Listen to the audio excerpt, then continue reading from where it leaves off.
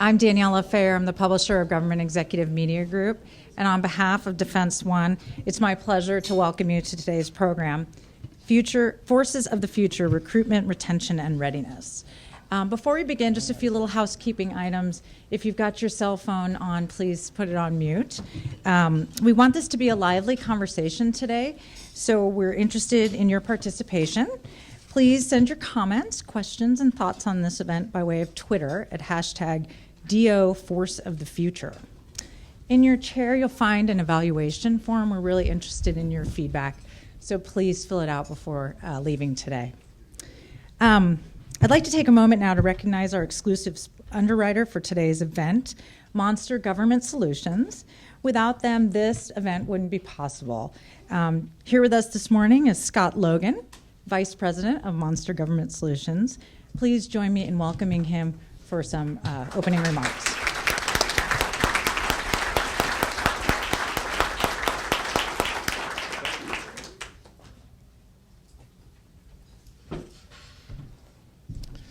Good morning.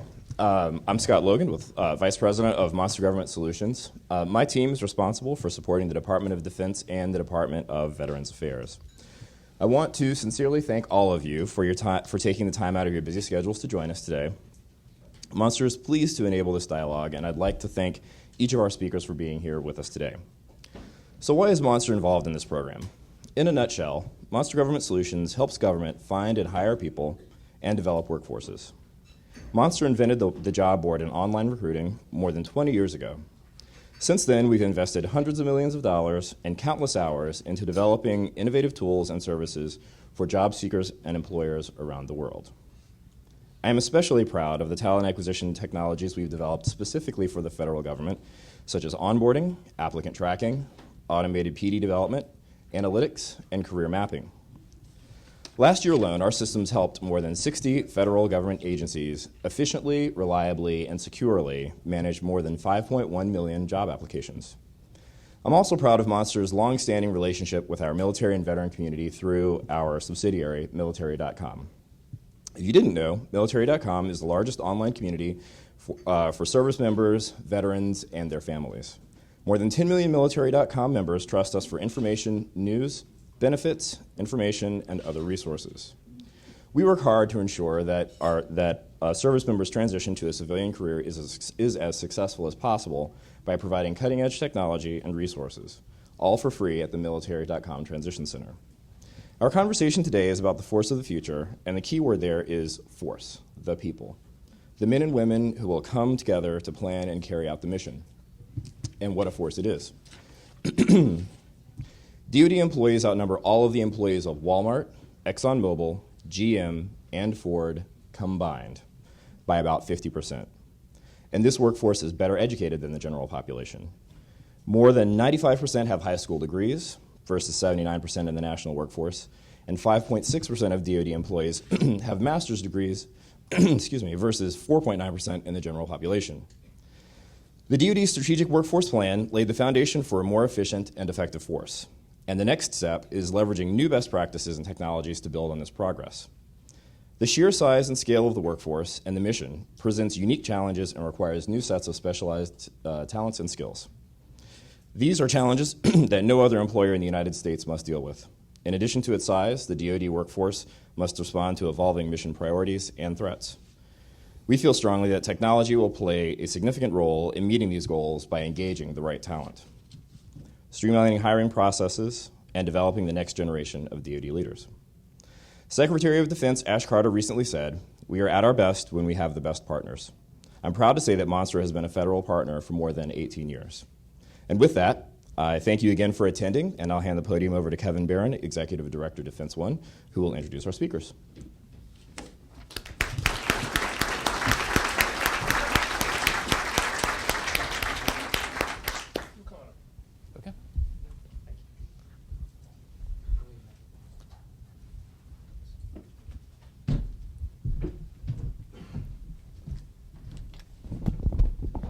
Welcome, everybody. I just knocked off my microphone, so we'll start with that.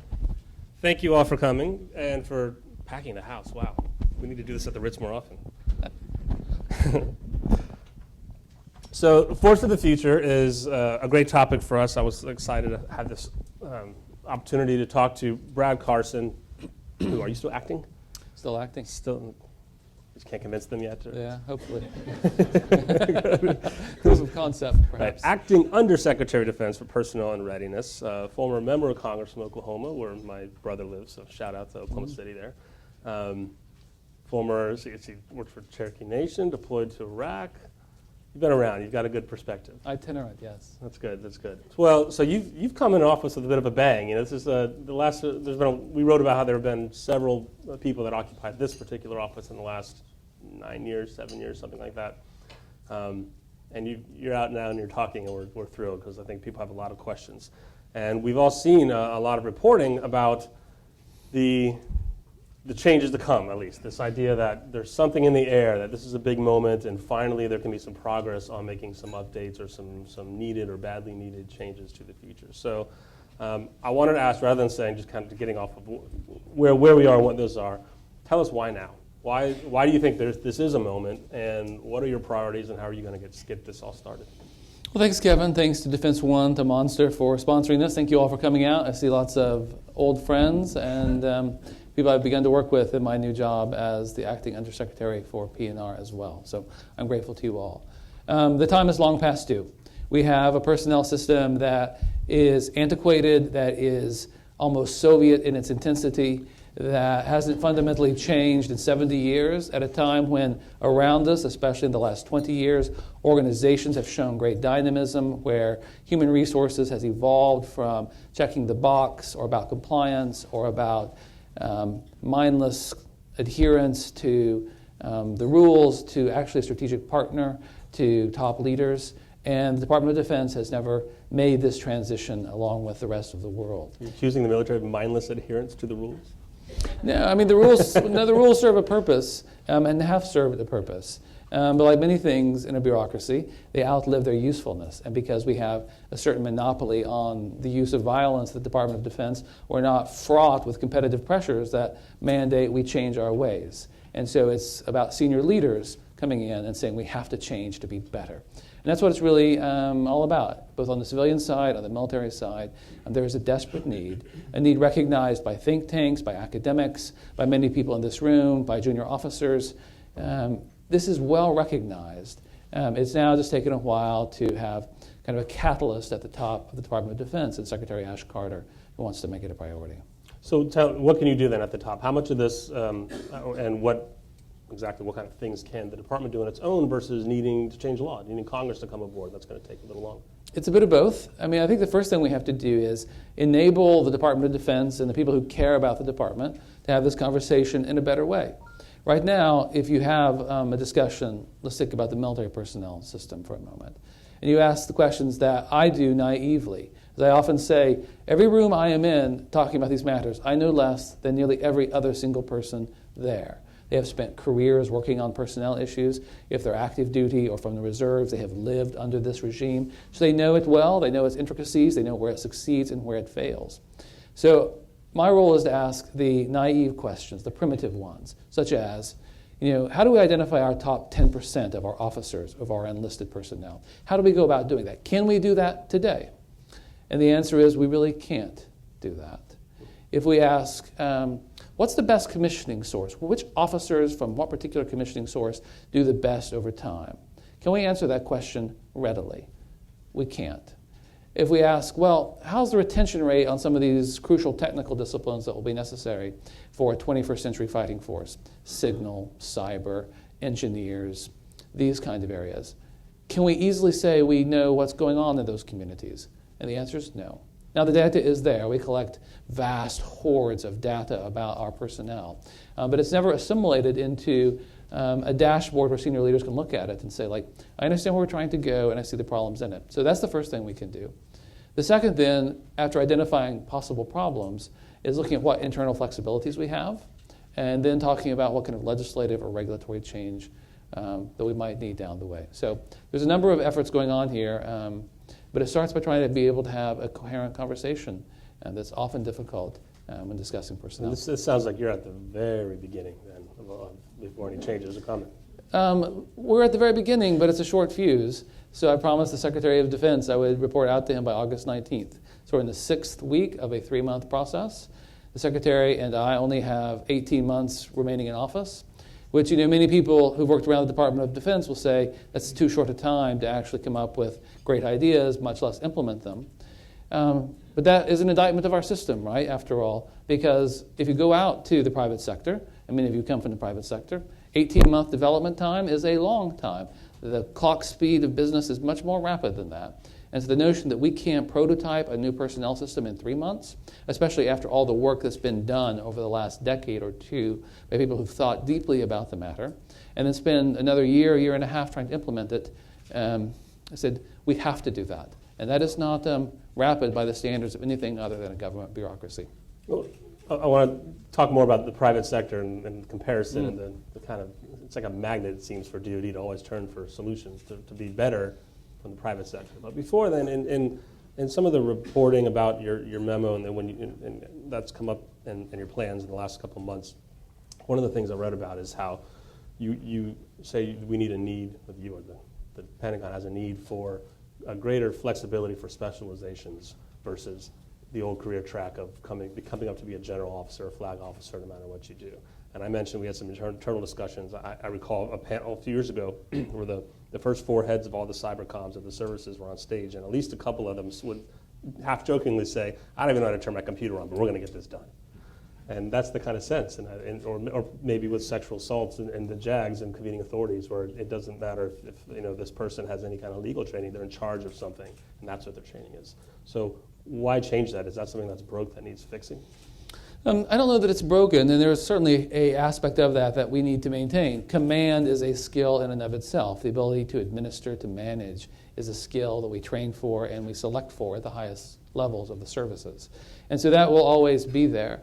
I think it goes back to perhaps my indictment of the system, which is inflexible, inefficient, inequitable today. People have short careers, they have short tenure in particular jobs given to them. And so specialization meaning, if someone wants to be a major for 20 years doing cyber, or 40 years doing cyber, right now that is not permitted by both statute and internal department regulation. We should envision a world where that might be possible and where services are free to experiment with it. Not every service will avail themselves of those kind of authorities, but some would readily do so. And this is what's not possible today. And because you're meeting, what we see seemingly, and this is the problem that I've seen closely in the Army, because I'm the Undersecretary of the Army as well, which I have been for the last year. You see this pervasively, but it's true in all the services where you're rapidly moving from assignment to assignment, a year and a half at most. Barely time enough to get the depth you want in that job because we have such a premium on breadth. We have to rotate people through rapidly because you have to your both command, your key developmental assignment, you have to go to school. If you get off that treadmill, your promotion chances are dimmed considerably. This notion that we can be more flexible, that people can specialize, that not everyone has to be on a track to be a flag officer, that careers can be longer, that you don't have to be promoted at major at 11 years plus or minus 1, but you might instead move from this time-based management to a competency-based one where you promoted to major when you hit key milestones. You went to school, you got your degree, you did this command, you did this key developmental assignment. Perhaps you took time off to go to 3 or 4 years to graduate school, and you can get back on. This is the ambition, is to move from this kind of rigid time-based management system we have today that puts people on a treadmill that you get off at your own detriment to one that's competency-based, one more talent-based. That's the aspiration. And that's coming up through your career track. Would you want to see more jobs in the military or civilian world open to mid-career recruitment? Yes, I think so. Cyber, obviously people talk about that as a place to do that, but signal, there are many fields that might be open to that. What we have to do is, I'm not wedded to any particular answer, and again, the services might come up with different conclusions, and we should free them to be beds of experimentation. And the Navy is already moving out on that, the Army as well. The Air Force has long been seized of these issues and has thought much about it too. Let them experiment with different approaches to how to handle these kind of issues. And that's kind of my aspiration in this too. So experimenting, that bring me back to the private world. I hear so often from DoD that they wish that you could be better or somehow more like the private world, whether it's in acquisition, recruitment, now this, and talent management. Right. Why is that the answer versus finding some other way to either make government better than what it is now, but still something different from the private world, still maybe more traditional, maybe more stable, more reliable, than what you could find elsewhere? Let me rephrase the question a little bit. I am not in love with the private sector just because it's the private sector. Is that the private sector is responding to these colossal changes in the environment around them much more rapidly than we are. We were aligned with the private sector in 1947 when the current personnel system was put in place. GM ran their personnel system much like the U.S. Army does. And in fact, the U.S. Army and the services were pioneers in bringing in intellectuals from Harvard Business School and elsewhere to think through about how you manage people over time, these vast forces. But the world has changed in the last 20 years. For lack of a better word, the informationalization that's going on that is changing the business models that allows companies to sprout up overnight with multi-billion-dollar valuations, whether it's Uber and Lyft, much less the more famous tech companies. Right? They are not models for us so much as in terms of kind of just their organization and what they're doing, but they're responding to changes in the world in ways that we are not. They're changing to a workforce that is coming around that has lived a different set of experiences. And it's not, we talk about millennials a lot, and millennials are a key target for us because they are the future. But the water didn't change in 1984 when the millennials were born that made them some fundamentally different in their way of viewing the world. It's that they grew up at a time when capitalism became kaleidoscopic, where companies were subverted overnight and new ones emerged, where the notion of lifetime employment was undercut, as desirable as it might have once been for them. It was just an impossibility, where management of your brand became the individual responsibility. This notion that you'd be moving a lot was a requirement, not just a desire. So they have responded to the world around them too. So what I'm saying is DoD has to also take into fact that the world is different, that people are tracking information, that they're matching talent, that IT systems exist that allow us to put the exact right person who might need verbal intelligence that we've tracked and tested for in the exact right job that requires that. This is what the private sector does, responding to, again, tectonic changes in the world that we need to do as well. So it's not like, hey, the private sector's right, and we just want to model ourselves after them. It's like, no, the world is changing, and there's fundamental breaks in the last 20 or 30 years as everything has become information-enabled, as everything has become dataized, and we have to recognize that too and do something about it, and we have yet to do so. So that's what Secretary Carter wants to do. So I want to hear a lot of questions. This audience, I think, is a good one for a lot of questions, so get ready. On millennials, though, I understand the difference of wanting to create a flexible career option that competes with the outside world. That's not IBM and GM of the 20th century. But this is still DoD. This is still the military. This is the business of fighting and dying for freedom in America, and you've got to have some other kind of motivation. So how does this play into changing the makeup of recruits so that that does something to maybe bridge the military-civilian divide in a way that hasn't been done, where we're hearing recruits so often are their legacy military families who grew up outside of Fayetteville versus from the general talent pool out there. How much can offering a 19-year-old, an 18-year-old, a 17-year-old Roxy kid, hey, now we have more flexibility just like Google. It's still the military. It's still the military, and we have a product we're providing, which is ready combat forces that can be sustained over time. And so there is an analogy to a business. That's the product we're in, with the customer being the combatant command. And so if you're at Google or if you're at Uber, your personnel systems are in service of your product, and they're not independent of it and existing on some kind of separate line that you hope occasionally meet. So too in DoD, we have a personnel system that accepts waste as the cost of doing business. We are satisfied with the gross inefficiency of not measuring our top talent, not putting them in the right jobs. We have an approach that is almost entirely quantitative.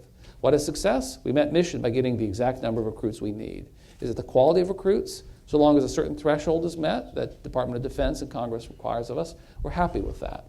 How do we look at the reserve component? The reserve component is about bulk. It's about quantity again. We need a certain amount in the reserve component to augment the active component and the needs of a big fight. But we don't think in terms of quality. The rest of the world has moved to qualitative measurements of personnel and then matching. Again, not just the top 10% that I've already referenced, but saying every single person here has unique talents, and we should find the best job for them, and not be just satisfied by saying, hey, the U.S. Army recruited 60,000 people this year. We met our mission. We should be grateful for that. It's about the quality of those recruits, and not just above a certain satisficing level. It's about saying, hey, we want the very best. We want the most diverse. We have this vision for this job. We're going to find the right person for it. And yes, it's subordinate to the needs of the department, but that is not an excuse for us to ignore the way the world has changed and allowed us to manage talent better and allows us to recruit. I mean, let me just say one more thing about this before I turn it over to questions, if I could. You know, one lesson I have learned now, 3 years in the Pentagon, that when I speak to young people, I remind them of is when discussing problems or trying to identify issues, the anecdote equals data. Because, right, we're blinded by data and statistics, but the telling anecdote is often a place to reveal a fissure that exists that you can exploit and recognize there's a deeper problem that people aren't paying attention to. So I've spent much time going to the business schools of our country, speaking to them about issues. And invariably in these business schools, they are populated by our top officers, captains, lieutenant commanders, lieutenants from the Navy, others, right, who have gotten out of the military to go to business school. And I'll often ask them, I say, what could we have done to keep you here? And it's true for many of them, they wanted to serve their 4 or 5 year commitment and then go out and do something else. And there will always be that population. But many others said, I would have loved to have stayed in. Right? My wife was in med school and they were going to send me to Korea. That was unworkable for us. If we had a 2-year kind of workaround where she could have finished her residency, I could have done Korea and she could have come with me or something like this. That's how the system should work. And the fact that every study that's been done, admittedly not all of them being authoritative, every study that's looked at this has shown the great dissatisfaction with the personnel system and the kind of oppressive bureaucracy that exists. It doesn't have to be that way. We accept it because, hey, it's good enough. I don't think good enough is going to be adequate for us, and Dr. Carter doesn't think so either. So you mentioned reserves, and then we'll flip to questions. Who are the constituencies that you have to either convince or hear from beyond just the services? Sure. Well, the services are critical to this because this will affect their core Title X missions. After that, the people in this room, the officers, the enlisted personnel, the think tanks, the people who care about these matters, that's really who we're trying to persuade. Right? There's a broader constituency. And in the end, some of these reforms will require congressional action, or at least congressional acquiescence as we make these moves. And so, right, it's a multi-pronged effort. But the one thing that I find so powerful in this effort is I don't find anyone who really disagrees. There are a few people who say, like, the system works, or you know what, they'll say, we can jury-rig the current system to get the outcomes you want. So, for example, if you want to have better cyber officers, let's make them their own competitive category. And let's bring them in at 04s, and they don't have to stand for 05 promotion until 17 years in, 20 years in. You could do that. You could jury-rig outcomes. But that is revealing the problems in the system, not really solving them. And everywhere I go when I talk again to enlisted officers, think tanks, former general officers, the service chiefs themselves, the service secretaries, they're like, this is exactly right, the problem. And we need to have these kind of flexibilities. Secretary Mabus has already talked about these issues openly. Secretary McHugh, Secretary James, I think, are very receptive to them as well. Is DoD meeting its cyber recruitment goals? I mean, a couple years ago, we heard there were going to be all these long-haired hippie, cyber kids that were either going to agree to have their heads shaved and sign up, or get a pass and be able to keep their long hair and work in some cyber, cave somewhere. No, I'm happy if we could do that. No, I don't think we are meeting our cyber goals, both with quantity or quality. And as rapidly as we get them trained up, their opportunity cost for staying in is so vast that they are happy to move into the private sector and make a lot more money.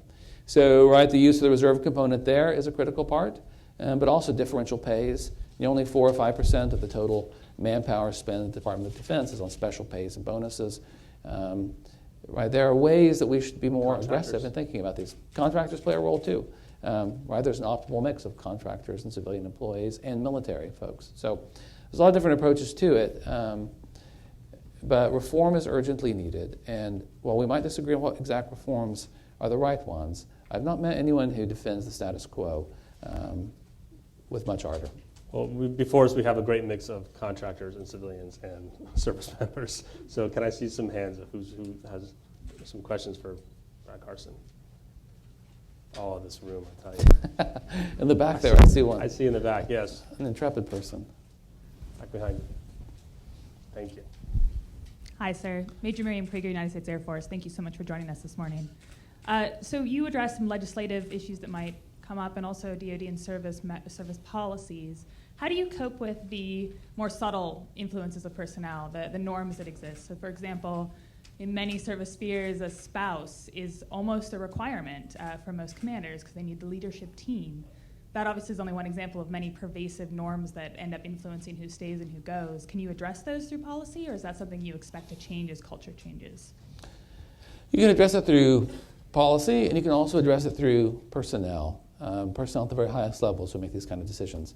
I agree, those are some of the most difficult challenges we face.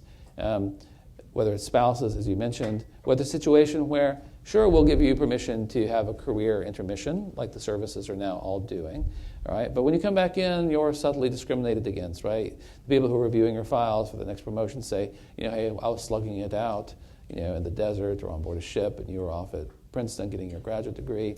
There's a difference here. And there is that sense that, the boards will not validate kind of the experiences, even if we permit people to do them. And therefore, it's risky for ambitious officers or enlisted personnel to do those kind of things.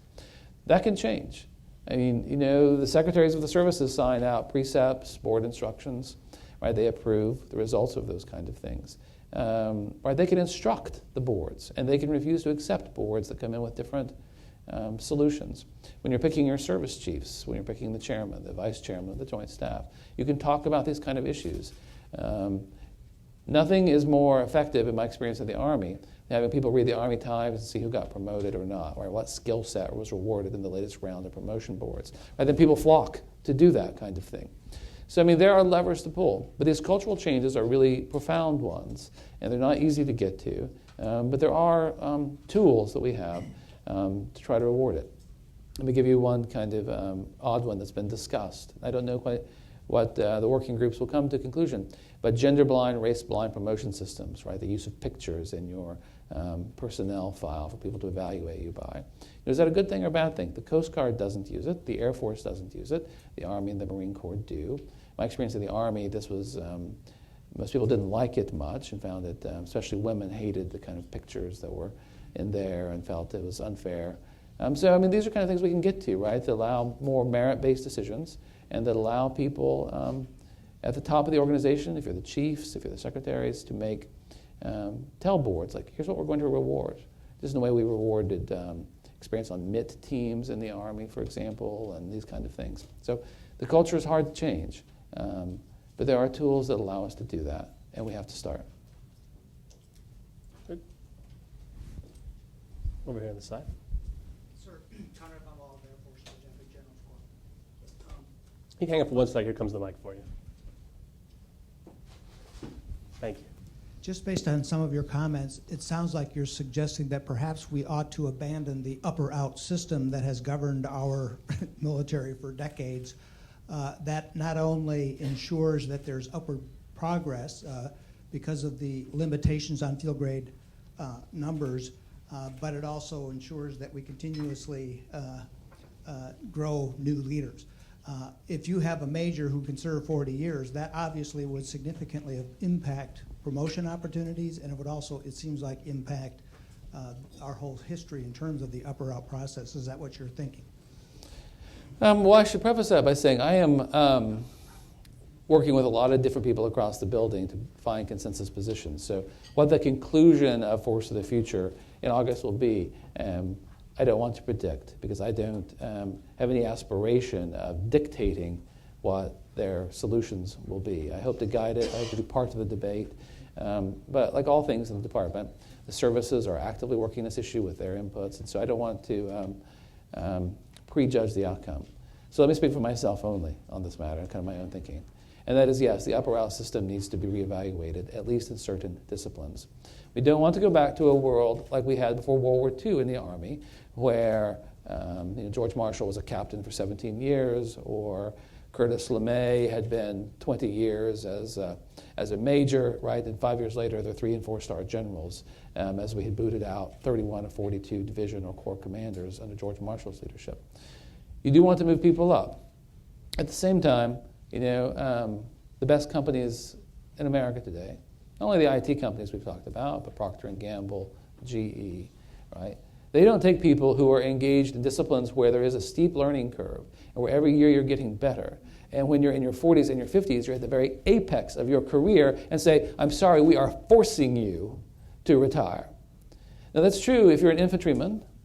That's a hard job. And you probably peak at your performance in your 20s, if not your early 30s at the latest. Right? It's different to be 50 years old and in the infantry as opposed to being a computer network exploitation expert who's getting better every single year. Or to be in the JAG Corps, you're getting better every single year. And we force you out. So there's a way to think about how to modify the up-or-out promotion system that doesn't lead to kind of the sclerosis we saw before World War II in the Army that led to the 1947 personnel reforms, without forcing people out of their careers too early. Bernie Rosker, who once held this seat in the last year of the Clinton administration, has talked about a career force. Other people have talked about, as general officers are now, on kind of 3-year contracts where, yes, you could stay longer, but you'd be renewed for 3 years so long as your boss thought you were the right person.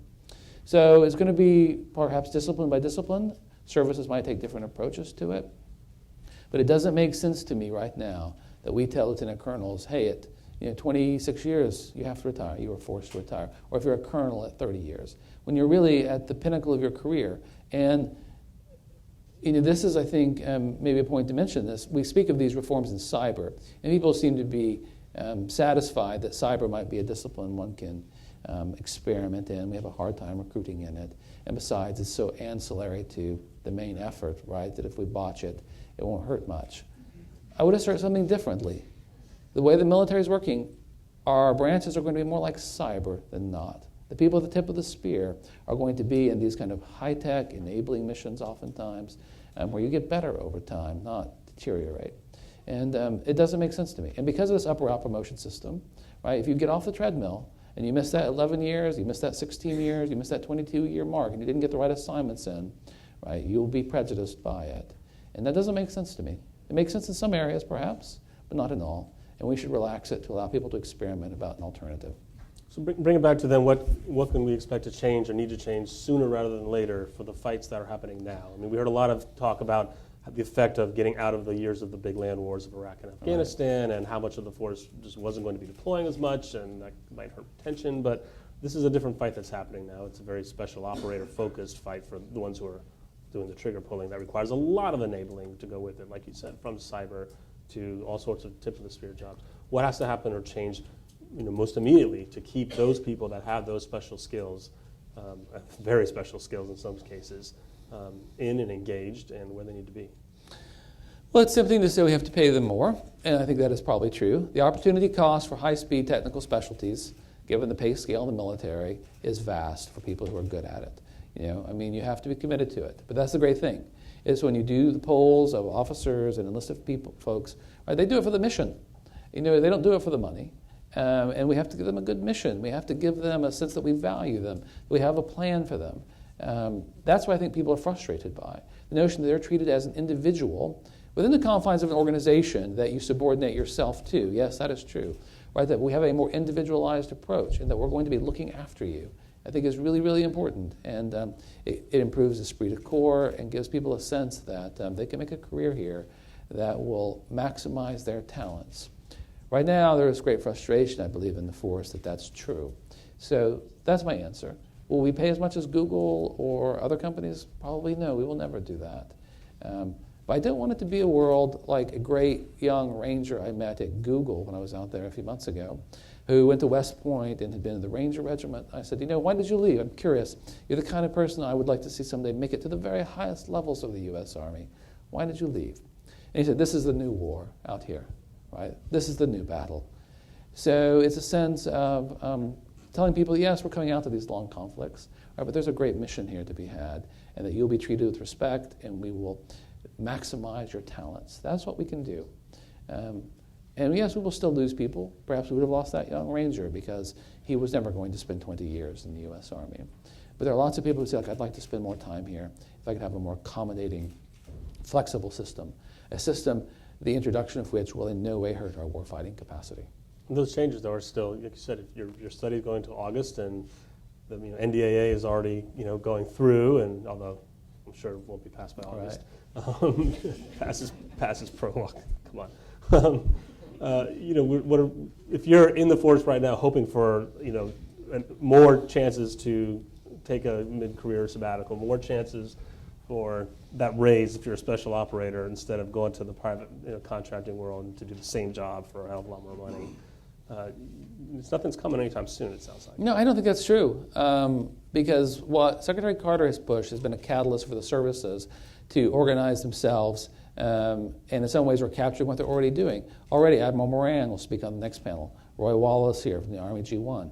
There are changes coming and that are already in place and being improved or are soon to come from the services. They're not requiring my leadership. This is just a way to kind of capture them and let other services know of kind of best practices. So if you read the Navy Times, if you read the Army Times, you'll see article after article about, hey, take 3 years off. That's the cover of the Navy Times this week, right? Take 3 years off and come back in.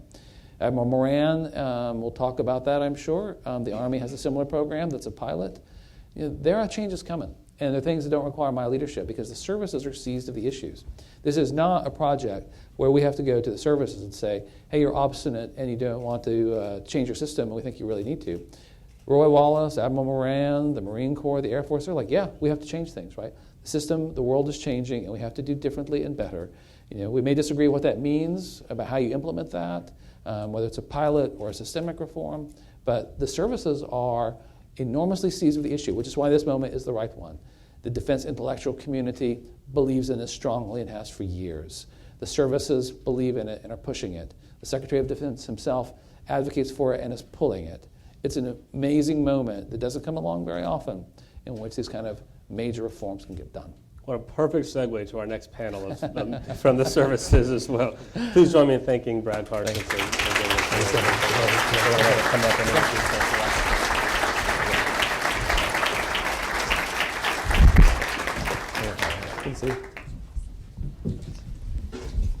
Oh, what a privilege. Is this on? Can you all hear me? Okay, hold on. I All right, I'm waiting. What a privilege it is this morning to have had this conversation with the Honorable Brad Carson, the Acting Undersecretary of Defense for Personnel and Readiness. Thank you both very much. It's my pleasure to introduce the panel discussion that we have this morning for you, entitled Recruit, Hire, and Retain to Ensure Mission Readiness. Our moderator for today's panel is Brad Peniston. He's our Deputy Editor for Defense One.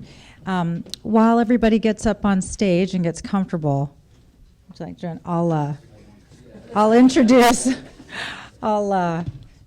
the panel while you guys get situated. With Brad this morning, joining us is Paige Hinkle-Bowles, Deputy Assistant Secretary of Defense for Civilian Personnel Policy, Vice Admiral Bill Moran, Deputy Chief of Naval Operations, Manpower Personnel Training and Education, and Roy Wallace, Assistant Deputy Chief of Staff, Army G1. Thank you to our panelists for joining us today. Brad, I'll hand it over to you now. Great. Oops. I'm going to turn my mic on just for fun. That better? Okay. Well, that was just terrific. Thank you, Mr. Carson, for coming in and setting us up so well for the main event of the day. No, I'm not trying to say that, but as he said, where he is, he's starting to lead the discussion. Where the services are, that's where the rubber is going to meet the road. And not just the services. We're privileged to have with us as well somebody who is involved in setting policy for DoD civilians as well, something that sometimes doesn't get mentioned as often as it might. So I would like to start off by asking each of you to talk a little bit about how you see things from where you sit. Mr. Carson talked about how the services are going to be freed to experiment, to explore, to come up with their own way of dealing with the problem. That, of course, starts with your own perception of the challenges and then what you do with them. So why don't we just go in alphabetical order, and Paige, why don't you start?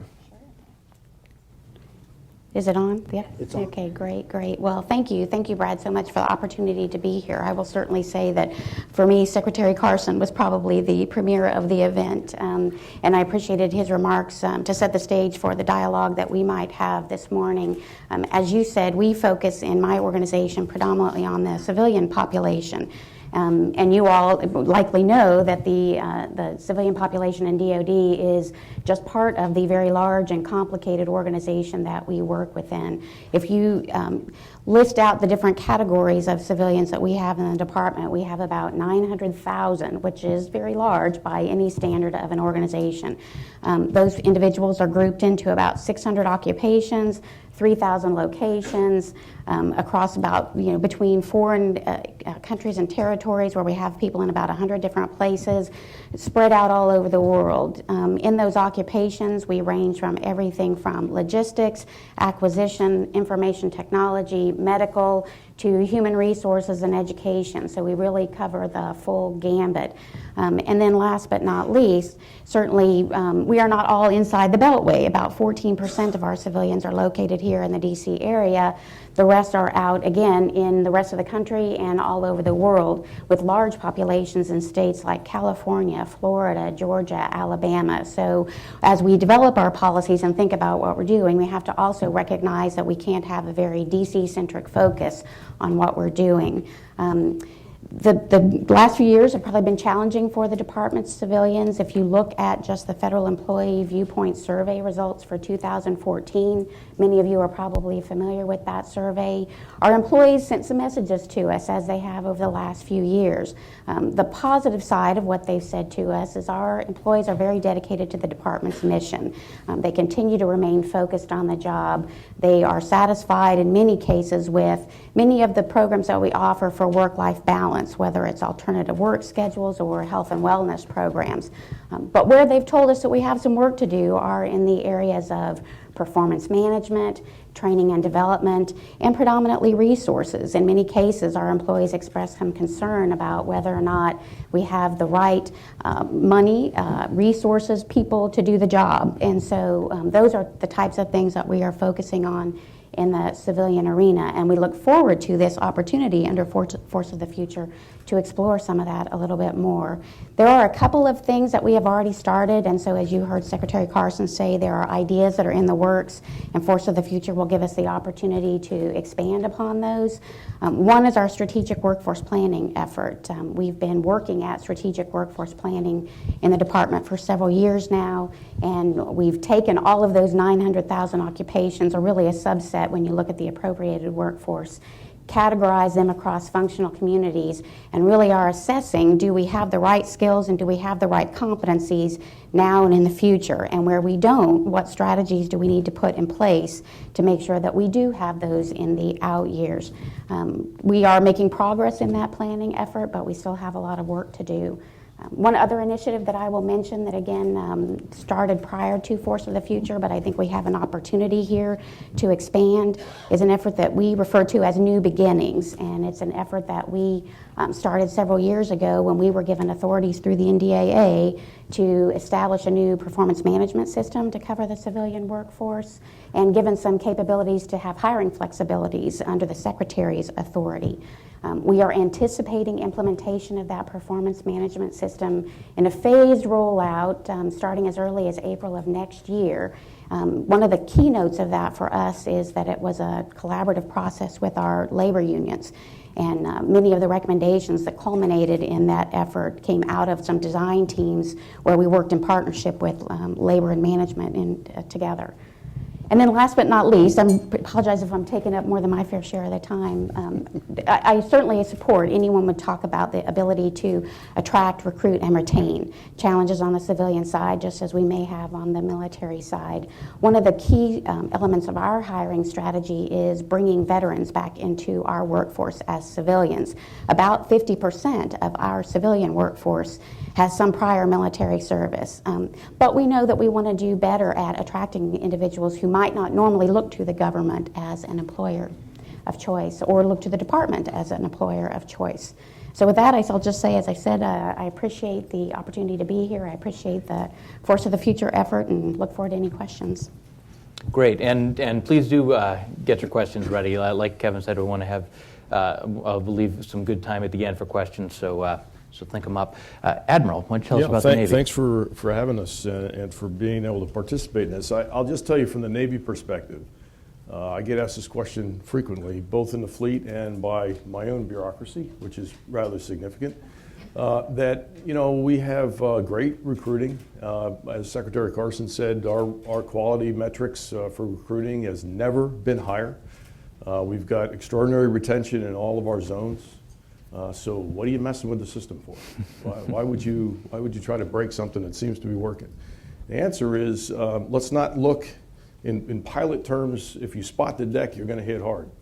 You got to look down the runway. And for me, the runway's a 10-year runway, a long distance look. If you just think back when I was a CO and an XO in the fleet in the late 90s, everybody in here remember what it was like in the military in the late 90s?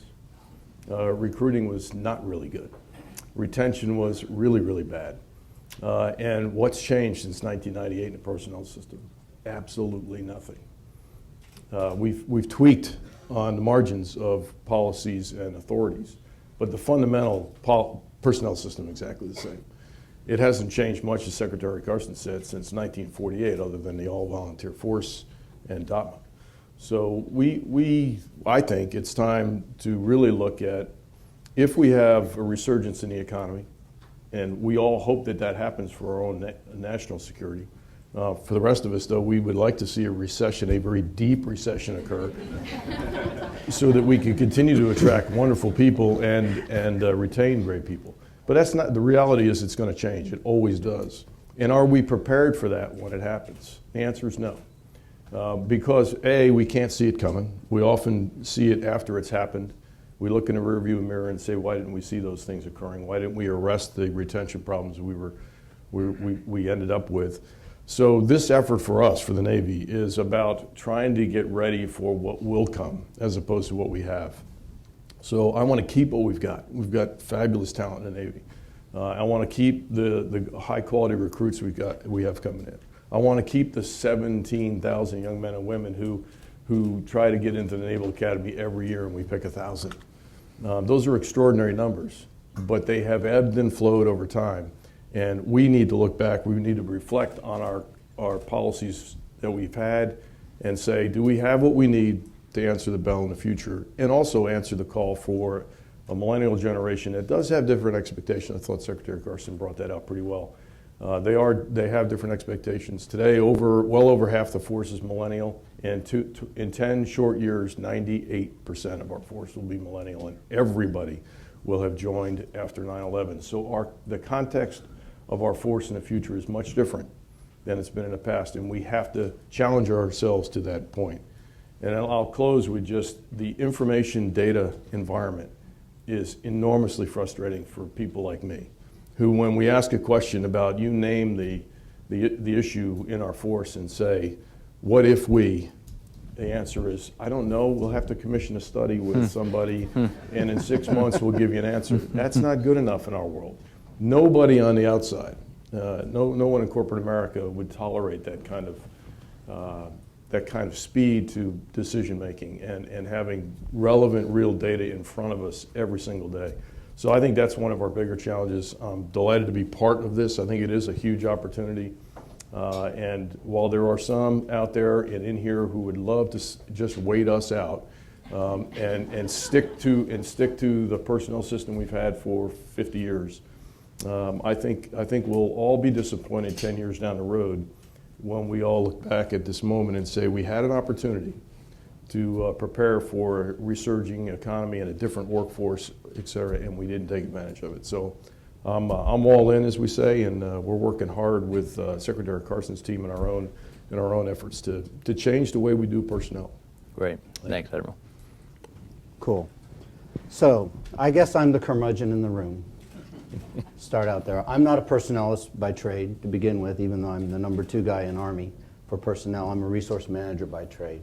Some of the things that we have to look at as we go through this, and no one will discount that we need to make some changes, that we need to evolve over time. But there's a couple of things I've learned in the last 37 years of watching this stuff. Talent has a cost. Talent has a definition. And before you can really move down a road, you have to understand what it is and what you're looking for. And inside the United States Army, there's a thing called volume, because it takes a lot of human beings to hold ground. At least today it does. Tomorrow may be a completely different animal out there. To do this, you need data. You have to see yourself. My pay system is 30 years old, 7 million lines of COBOL code that's undocumented. You have to dig people up out of the graveyard to reprogram it. Okay? My personnel systems, 53 of them, I'm working on a little thing called IPSA, which is an integrated pay and personnel system. Right now I'm driving a Yugo. And what I need is a Maserati for the future. And as we're moving through that, the trouble is getting everybody on board. I've got a mark in the SASC and in the SAC of $50 million and a order to reorganize the program. That will set me back 2 years. My first target is the National Guard, to bring them out of the 1965 technology that they're using today.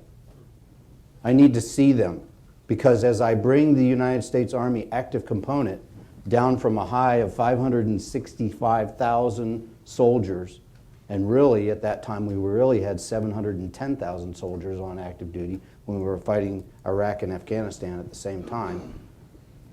I have got to be able to get in there and see where I am, so that I can do the things that we're talking about here, so that I can make sure that I understand who my top 10 percenters are. And oh, by the way, I would disagree. When the Army releases people out into the world, they become captains of industry. And that's good for the Department of Defense writ large as we're going through these things. So there's goodness in the rotation. The other thing I have to watch is my Corps is a young infantryman out on point somewhere on a FOB in Afghanistan. He doesn't have a huge technological draw like a cyber guy or anything like that. And you have to be real careful that you don't disenfranchise the centerpiece of your formation that's out there sweating and bleeding on the cutting edge. We need cyber guys too, because we need to know where the bad guys are out there and how to get after them. But I also need that infantryman on the ground. So it's a delicate balance as you walk through the personnel minefield that we have today. And you have to make sure, number one, you can see yourself, and number two, that you've got the right focus on what you're doing. That's all I have. Ready for the questions? Okay. Fascinating point about needing better data and better data systems to figure out where you are. A lot of what Mr. Carson and Mr. Carter have been talking about in terms of readying this force of the future is talent management. And so to figure that out, I imagine that the services need to rethink how they measure this talent. Certainly, the military has been promoting people for years, but there's something else I sense that needs to be measured in order to promote this new, more flexible force. Can you tell me a little bit about how you are changing the way that you'll measure talent in order to move forward? Sure. Well, to your point, we have to define what it is first. And I think it's pretty clear from listening to the two of us that we have completely different problems in many cases. He's in a downsizing market, and I'm in an upsizing market. I'm trying to retain more people. He's trying to get rid of more people in the basic elements of how you're trying to manage a force. But eventually, the Army will come out of this, and they'll be looking for authorities and ways to want to inspire people to stay the way I'm trying to do it today. So I think we have a lot more in common. I think we absolutely agree on the data piece. He's got 50-some, I've got 79 functional databases that don't talk to each other. And when I go to Silicon Valley or talk to other industry leaders here in town, they look at me and they laugh that we're driving that Yugo, as you said. When I don't need a Maserati, I'd take a 57 Chevy right now. But it's true that the data, I mean, you want to make decisions based on metrics, but we cannot paralyze ourselves by striving for perfection in the data to get to a better place for our people.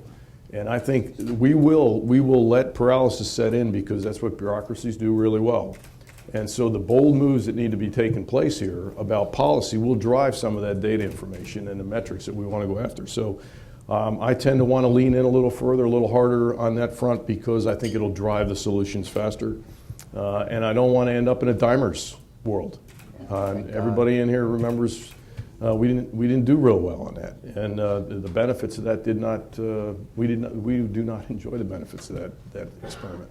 So the services would like to have our own flexibility in designing systems that accommodate our workforce. Ours is less about volume and more about high tech. I would say the Air Force is very similar to where we are. Marine Corps is closer to where the Army might be in terms of volume coming in, up and out.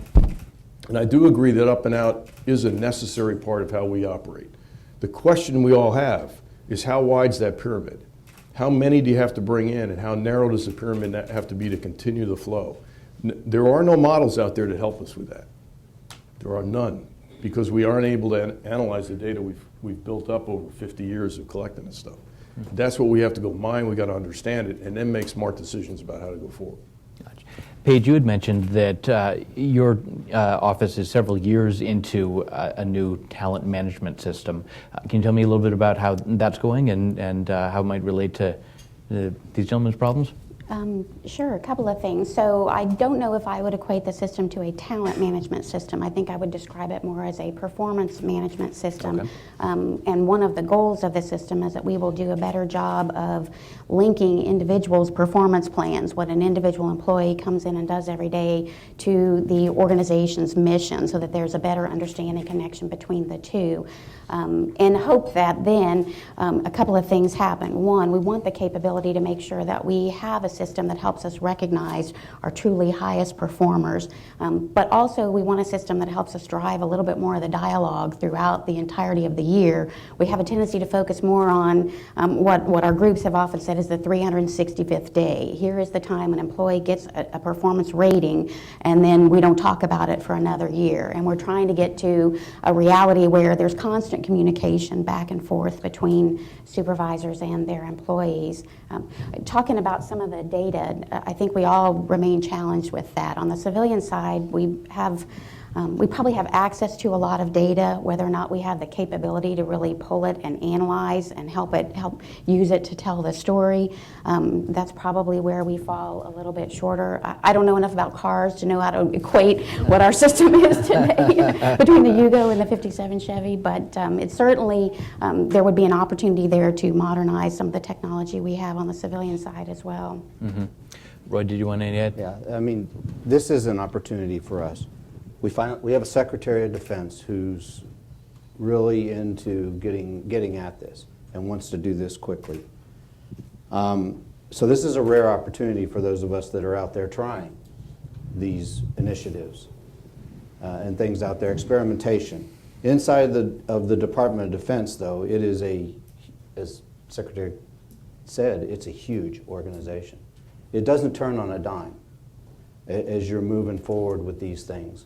And it takes definitely a team to get it done as we're going forward. Back to the talent management piece. As we've been looking at talent management, and I have a group that's up at West Point that is kind of my long-range thinkers on these things. They aren't inside the Beltway. They've got access to academia across the world. And they work on these things along with about 119 social scientists that work for me on how we do this and how you implement change and how you get after this and how do you decide what talent is, because it's different. If you're looking for a drill sergeant, you probably don't really need somebody who's all that mothering and is doing all, because he's got a mission to do, she's got a mission to do on these things. But if you're looking for a victim's advocate for sexual assault, it's a different set of talents.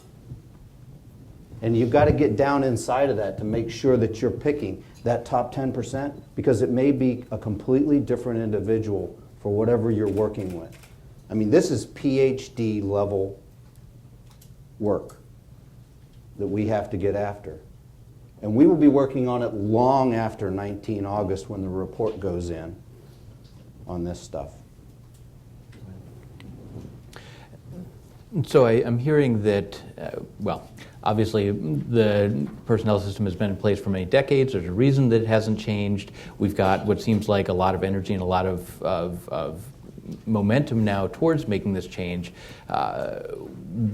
Who do you need to convince? Mr. Carson mentioned, of course, you've got to convince the troops, the officers, the enlisted. Eventually, you have to convince Congress to give you the authorities and that sort of thing. But what I'm hearing is that there are people who've done it a long time this way, and they're just going to keep wanting to do it that way. I mean, I guess there's no COBOL Programmers Union, but who do you need to change? Who do you need to figure out how to convince?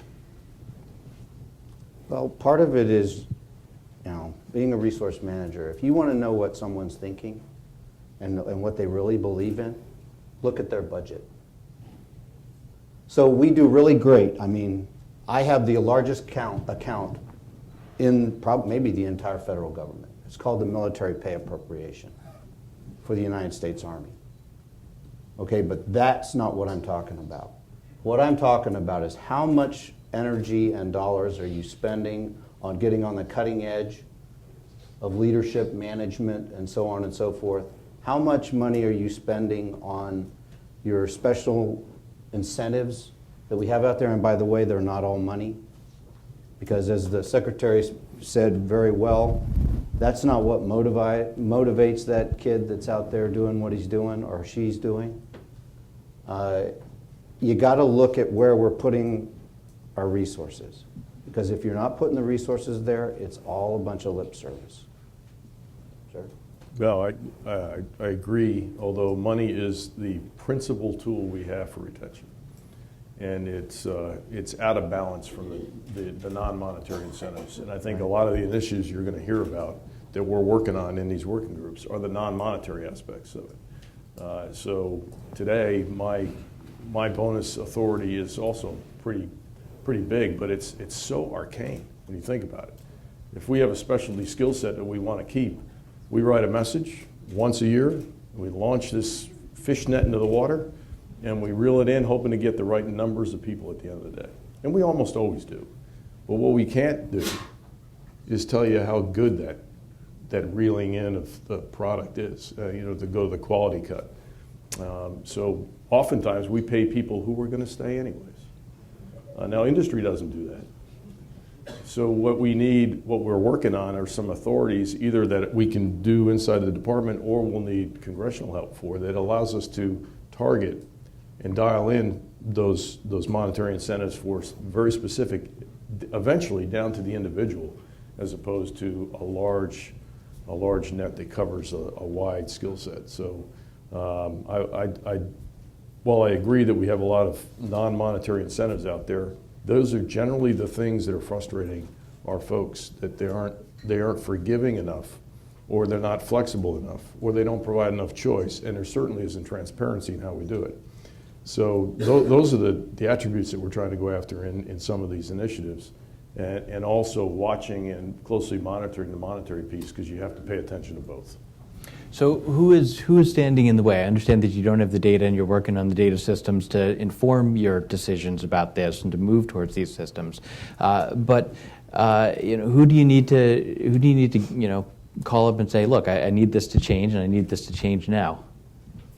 Well, I think Roy hit on it earlier when he talked about, hey, got a $50 million mark on a program I think is important to modernizing our personnel system. I don't know if that's what you're referring to. Yeah. But anything we try to do that looks like a spike in spending across the hill is automatically a target. And so you have to program these things in so they're fared in at a reasonable rate. It doesn't look like you can't execute. And oh, by the way, execution is largely driven by ability to have a budget. And sometimes those things don't come when we expect them. So that kind of bureaucracy gets in the way of our ability to move at the pace we'd like to move. I think we all have great ideas. We've got wonderful technicians that want to help, but we get caught up in the programmatics and the acquisition of those systems. All right. Can I give you an example of that, exactly what we're talking here? NDA 2012 gave us, and I know it was with great intent from our overseers over across the river, gave us this wonderful thing about business systems. Okay? To get through the wickets on a business system, if you spend even $1 million over a 5-year period, you have to drive a camel through the eye of a needle. And by the way, that takes you somewhere in the neighborhood of 9 to 12 months to get it through. So we have a little project that the Secretary really likes. It's called Green Pages. It's a concept that we haven't been able to operationalize for the Army writ large that we've been trying. To get that through, you have to have a problem statement. It has to be approved by the DCMO of OSD. So it has to go through all of the services up to the big body up there at OSD. Then it has to be approved. Then you can spend a penny on that project. That's not flexible. For the things that we need down where the doers are actually doing this stuff, every once in a while you've got to have some faith. You have to trust that people aren't out there to do bad. Most people come to work every day to do good. I believe that. Maybe I'm an optimist, maybe the glass is half full. But if you want the kind of agility to make the changes that we're talking about right now, someone's got to give you the ability to do that and enable you to do that. Now, I know it was that the reason we got that was because they thought we were spending too much on IT out there. But the second and third order effects of that are killing us right now while we're trying to move forward on some of these things to get better. And Green Pages is a dialogue between the soldier and the institution.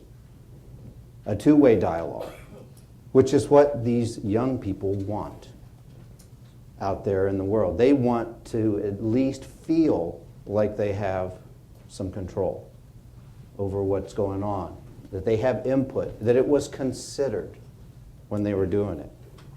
But when you have to jam this camel through the needle and it takes you over a year, that's definitely not agile. That's one of the big differences between us and the private and the sector out there, like the Googles and so on across the world. Did you want to add anything? Just a quick comment. I'm not sure that I can name any population that is opposed to change. I mean, we've been, as I'd mentioned, we've started some efforts a few years back. We are working in collaboration with our national unions. I think everyone buys into the need for change. Where there's often, it gets a little bit more complicated is what exactly that change will look like, where it makes it a little bit easier or harder to implement than otherwise.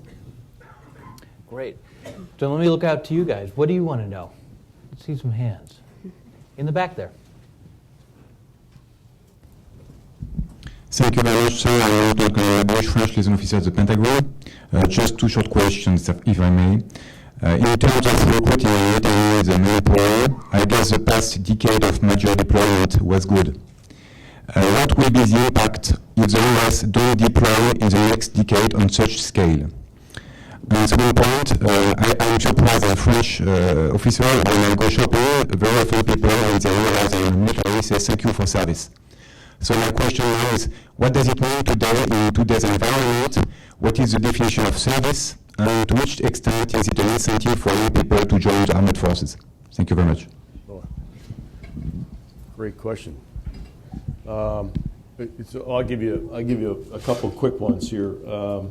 Well, I think first of all, we would all agree that service is putting something above yourself that's more important to the greater good. We often say, we join the service to be part of something bigger than ourselves, and I think that's true for most young men and women who join the Navy for sure. I'm sure it's similar for the rest of the services. What concerns me, though, is that over 80% of the young men and women who join the services in the armed services today, in the U.S. military, come from what we call military bloodlines. They're our sons and daughters, nieces and nephews, grandkids. And so it all cause all of us to pause a little bit and reflect on, are we becoming a caste system that isn't healthy for the overall national security apparatus? To your point about we get thanked for our service an awful lot, but very few of those people are also seeing their sons and daughters join the team. And so I worry about that, and that's another reason why some of these authorities we're looking at that we already have, we're trying to invest in, are getting our people outside the Navy and into civilian institutions, to industry opportunities, to let the American public have greater exposure to those serving on active duty. Veterans are wonderful, and industry is hiring veterans right and left for all the right reasons. First, they're terrific workers, they're loyal, they know how to lead, et cetera, et cetera.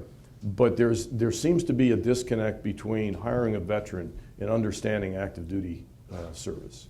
And I think we need to do a better job of that. The only way I see that happening is by us getting active duty service members out in those institutions, whether it's industry or education.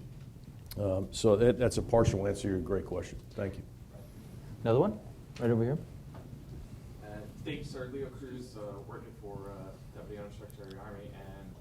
And to the question of civilian service and, as you mentioned, hiring veterans, the question I have is, it seems to me, shortly working in the building, that there are a lot of folks that will come to work on a Friday in uniform and will report back to work on Monday in a civilian suit, and trying to keep that, senior experience. But when we're talking about millennials coming into not only the Pentagon, but a civil service as a whole, what are we doing to attract talent from folks that are straight out of grad school, folks that have had mid-career experience out in the private sector? It seems like it's kind of a rigged game of saying, well, you have to have military experience and you have to have skills that are required, particularly towards DoD. How are we getting talent? And this is something I know Secretary Carter's been talking about. How do we make it more permeable in the Pentagon to get mid-career talent and even junior talent involved? Because civilian service is another way of serving as well. Thank you. So I'll start. So you raise great points. When we look at the data, less than 10% of our civilian workforce is under the age of 30, which is in contrast to what you've described as our military population. So first and foremost, when Secretary Carson talked about that young Ranger who left the service and went to work for Google, is there an opportunity for us to bring individuals like that into the civilian side, attract their experience in for a civilian career? It can start much earlier in their career. It can be entry level, mid, or more senior levels for those folks. But we are still challenged with how do we then reach out beyond people who are already familiar with the department and what we do, and attract individuals who I said earlier might not be as likely to look to the government as an employer. We have a variety of different programs. Many of you have probably heard about the Pathways program, which we've implemented along with the rest of the government. But there are challenges there. We don't necessarily have the capacity to build relationships with individualized colleges and universities where we can very easily tap into the talent. We often tap into the talent and then the individuals apply for the jobs, and the volume of applications almost overwhelms the system for the opportunities. So there's a lot of work to be done there. All right, one more, and then we'll wrap things up. Over here. Hey, sir. Captain Brandon Archuleta, Department of Social Sciences at West Point. So I work alongside a lot of the OEMA folks that I know you've both talked to. So specifically for Mr. Wallace, the Army's in this interesting position where we've got to continue recruiting, but we are on a glide path towards 440, 420, 450 by fiscal year 2019. And so I wonder, has the Army's approach to draw down been too slow so as to not duplicate the mistakes of the 90s and retain talent moving forward? And are we going to see a precipitous drop-off and cliff come 2018 trying to catch up with our sequester demands? Short answer is no, but I'll elaborate. The Army's taken a very deliberate approach to the drawdown. I need to take out about 120,000 end strength, not soldiers, and I say that specifically, because we're using every lever that the Department and Congress has given us to do this. So well, let's go back. So Mr. McHugh and General Odierno gave my boss a mandate that, unlike in the 90s drawdown where we paid $3.5 billion in incentives for people to leave, that the Army was going to pick who left. So talent management begins right there on this. We've metered it out. When we went over to talk to our friends across the river, they were really worried about our combat veterans, because the Army's been turning and burning for the last 13 years into combat zones all around the world, along with our friends, the other services, and our compadres from other countries too. So they were really worried about that. So our response to that was, the 80% of my drawdown is not bringing people in to the United States Army. Yet I will recruit 130,000 soldiers across the board, our active guard and reserve, from now until we get out of this drawdown, and then it will increase by another 20 to 25,000 at that point. So the Uncle Sam does not want you does not apply here. We're still hiring, and we're hiring in volume. So management of that talent, 2-time non-selects for promotion for officers. And we're hedging our bets right now, because what we found that the limiting factor to growing an Army, like we did in 2007, where we went up by 85,000 people and deployed very close after they came in, we decided that we were going to use tried and true performance measurements, things that people believe in. If you talk to most people in the United States Army, the promotion system, they will give you a pretty fair comment on how it's done and what the other outcomes are, so they kind of believe in it. So we're using the kind of tools that give us that kind of buy-in from the people out there that it's impacting. We've got some issues with the way that we're allowed to do it. For example, I have to hold boards to release anybody from the United States Army involuntarily. You have to run a board. So you gotta do those boards, and then you have to go through all of the mechanisms to get them out. We have a little thing called the VOW Act, the Veterans Opportunity to Work, which requires you to go through a whole bunch of hoops to get people out. Now, they're good hoops, and they're meant to make people employment ready. Because I paid, 3 years ago, I was paying $525 million in unemployment compensation. Just the United States Army. I'm down below 400 now and dropping because of the programs that we put in place. We partnered with industry. We have a partnership with Microsoft that will take people on and get them skills in order to get out there in the workplace.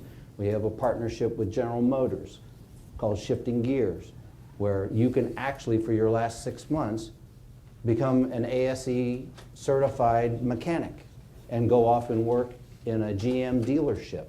We've got the Pipe Fitters Union out at Fort Lewis that is bringing on people 6 months out and getting them into as a plumber. So we've been reaching out to corporate America to help as we go through this. As my boss, who's an aviator, says, we're doing smooth takeoff.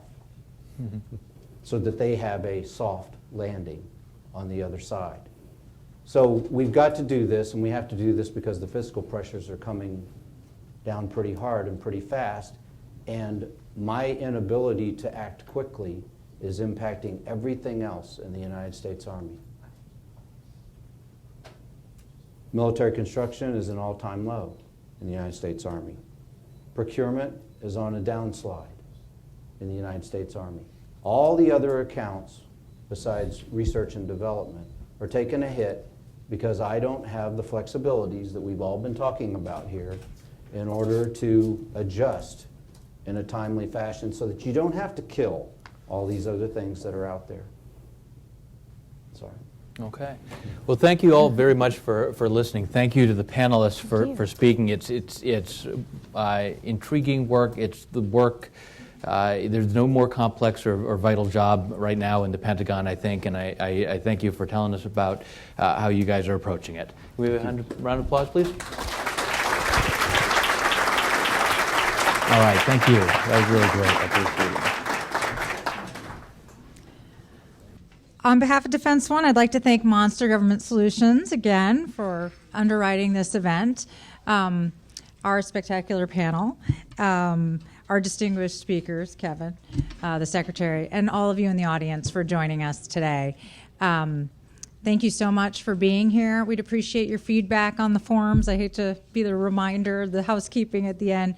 But all in all, Defense One is pleased and happy to bring you these events, and we hope the feedback will help us develop others that you'll come back and join us at. Thank you, and have a wonderful day.